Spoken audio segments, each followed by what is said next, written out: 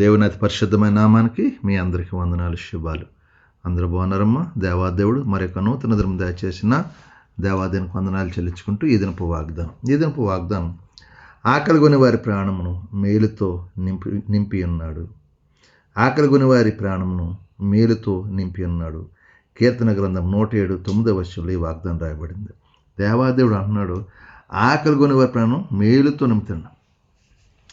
ఆయన దేవాదేవుడు మనం ఎవరైతే ఆకలి కొని ఉన్నారో వాడికంటే మేలుతో నింపుతాడంట. ఎవరైనా మనకు కొన్ని సమస్యలు ఉన్నాయని ఎవరిదైనా చెప్తే వాళ్ళు ఏ మేలు చేయరు, ఇంకా మనల్ని నిందిస్తూ ఉంటారు, అవమానిస్తూ బాధిస్తూ ఉంటారు. కానీ దేవాదేవుడు అయితే అతను ఏది మన జ్ఞాపకం చేసుకోకుండా మనకు మేలు చేసి తృప్తిపరుస్తాడు. అందుకే మొదటి వచ్చిన ఆశగల ప్రాణాన్ని తృప్తిపరచండి. ఎవరికైతే ఆశ ఉంటుందో నిశ్చయంగా తృప్తిపరచు. ఏ ఆశ అంటే ఏదైనా చేయాలని కోరిక నిలి ఉంటే దేవుడు దాన్ని తృప్తిపరుస్తాడు. అలాగే ఆకలి కొని ప్రాణం మేలుతో తృప్తిపరుస్తాడు. ఇది నాన్న ఈ రెండు అవసరం మనకి.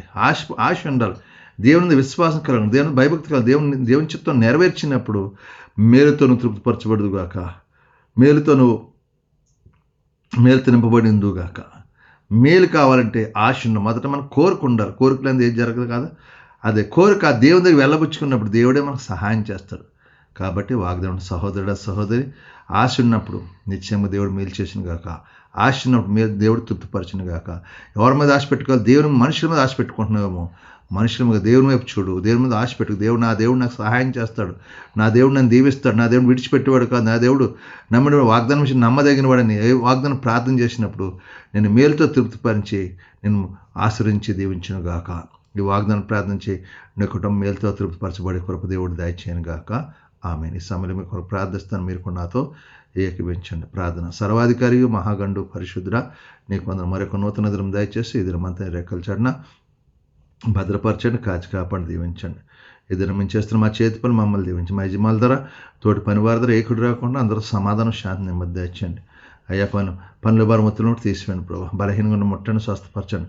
హాస్పిటల్ ఐసీయూలో ఉన్న బిడ్డలు ముట్టని స్వస్థపరచండి. కుటుంబ సంస్థలు విడుదల దాచండి. అప్పులు బంధకాలు విడిపోయింది. తాగుడు వ్యసనాలు దూరపరచండి.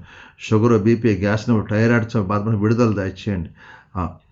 భార్య సమాధానపరిచి ఏదైనా వెళ్ళే ప్రతి పనులు విజయాన్ని దయచేసి మేలుతో మనం తృప్తిపరచక దయచేయమని అడుగుతున్నాను తండ్రి. ఆమేన్.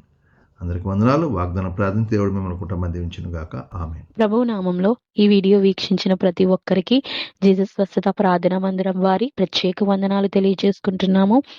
మరి ఇంకెన్నో సందేశాలు, వీడియోలు, సంఘ కార్యక్రమాలు మీకు అందుబాటులోకి రావడానికి పక్కనే ఉన్న సబ్స్క్రైబ్ బటన్ని ప్రెస్ చేసి బెల్ ఐకాన్ని కూడా ప్రెస్ చేయాల్సిందిగా కోరుకుంటున్నామండి.